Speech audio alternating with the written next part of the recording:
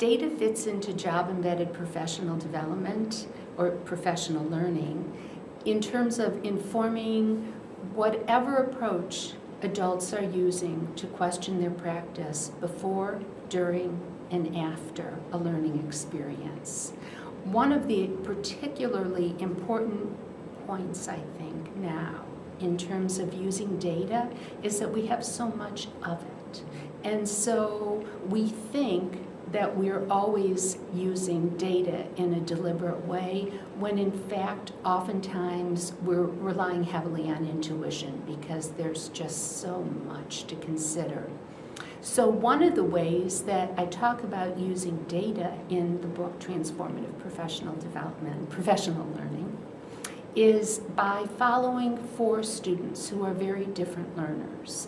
A low performer, a middle performer, and a high performer, usually 2 historically low performers actually.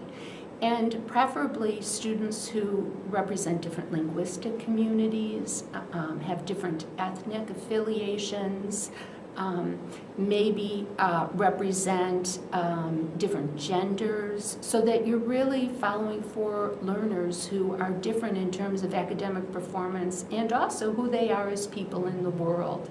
And then I'm finding, and I believe the educators I work with find, that it's easier to have greater fidelity to identifying data sources that you can really look at when you're planning lessons and use to differentiate with those 4 learners in mind. And then afterwards, in addition to examining student work and looking at chapter tests or whatever formative assessments educators are using,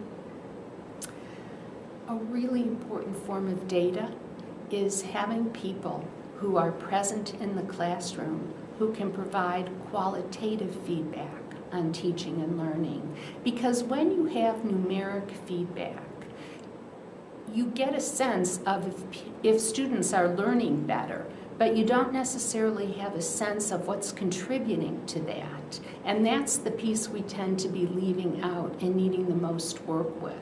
So qualitative, that more narrative interaction that comes from human insight and discussion following a learning experience is a way of bringing meaning to the numeric data that helps us improve practice.